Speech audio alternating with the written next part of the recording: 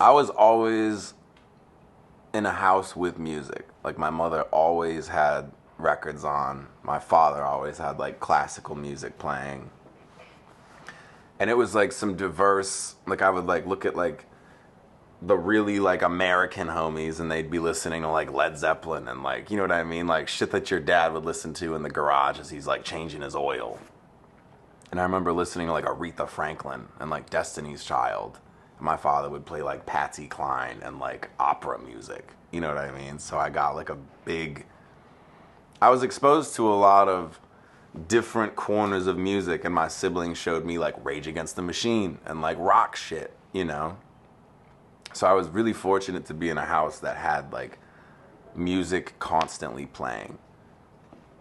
And just be supported by my parents. They were always real cool with it. Definitely a moment where they're like, are you actually gonna do this, like, for real for your life? Or, like, what's the... Because nobody sees any, like, result, you know what I mean? Until, like, it's actually, like, a tangible thing, you know?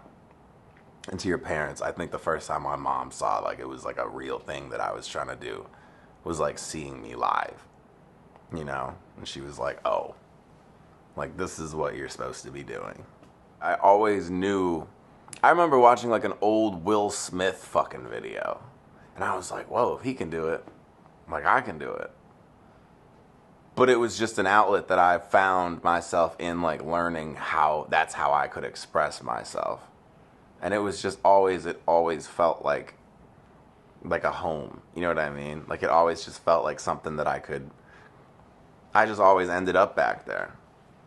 Like, I remember when I was 14, like, first, like, got a little microphone from RadioShack, you know what I mean? And then, like, plugged that shit in the basement. And I used to be, like, so embarrassed of this. Like, my parents didn't know that I was, like, trying to write a rhyme or, like, you know what I mean? None of the homies knew. Like, I was just kept it, like, I was only doing it for myself. And so it just was always a thing in me that was like, this is just what I'm going to be doing. One of my most memorable moments was when DJBooth reposted a song and I, like, started seeing traction. Seeing it, I'll never forget, like, the moments, and I still have the moments now of, like, seeing that it's possible, you know? But, like, DJBooth reposting a song on SoundCloud.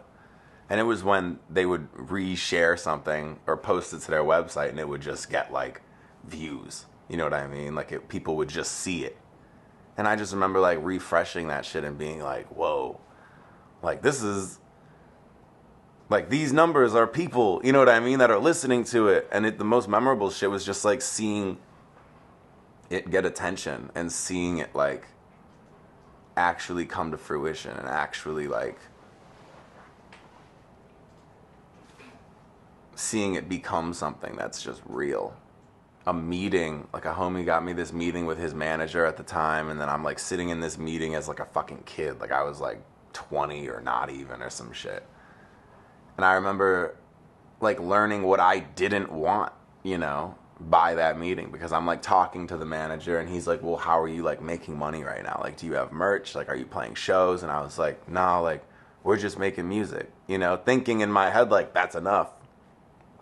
But then I learned, like, oh, word, like, managers want you to be making bread because, you know what I mean, they get their 20% or 30%, whatever the fuck it is, like. And then I remember a lawyer that used to work for Kid Rock, like, walked by and was like, you're either in it for the money or the music. And I was like, who the fuck is this guy? Like, just walked in and, like, interrupted us while we were talking. And I was like, you know, who the fuck are you? And also, you're wrong. You know what I mean? Like, learning in my head, like, I'll never have a focus of money in this. Of course, it's business, and of course, like, you think in your head, you know, if I put up a stack for these shirts, I'll flip it into 3. Like, there's always, like, an underlying business thought, but also, I learned that it does not have to surround $1. You know what I mean? Or a dollar amount, and that shit will just come if I want it to, you know. I could never make any money from this shit. Ideally, I do. You know what I mean? And you do playing shows and doing this, and then start putting your price in a place, and then seeing yourself get paid, and then you're like, oh, okay, this is real. But learning just as much what I don't want has been the best advice. I mean, I remember my godfather told me this when I was a kid. Like, I had just gotten kicked out of college, and he sat me down and was like, if you really want to do this, then you have to do it. And I didn't really know what he meant until now, you know? But he kind of explained like this, like one of his like laws of life that he's always lived by, in a sense of like, there's no such thing as good or bad. Like, it's totally up to how you interpret it and what you take away from it and how you sift through it. And at that point, like, of course, like, nothing is good or bad. Like, you can look at it like that and kind of like put your hands up and being like, excuse me, like, I'm gonna let God do it, you know what I mean? Or I'm not gonna worry about it. And you can look at it from like a lazier approach. Not saying that if somebody's like, I'm gonna let go and let God, but I have a lot of homies that are like, just have victim mentalities, you know what I mean? Or not homies, but I've seen a lot of people have victim mentalities. And I think if you can like detach yourself emotionally from a situation, you can look at it and walk away with whatever the fuck is beneficial to you. You know, I'm not gonna dwell and trip on an opportunity that could have been so good and could have been so good, but it didn't happen. You know what I mean? If it didn't happen, then just keep moving and you'll find the next right thing, or you'll find the next step, you know? I think I've learned that you're generally the only person that's standing in your way. I didn't finish college because I had a horrible attitude towards the world around me, like the whole outside world.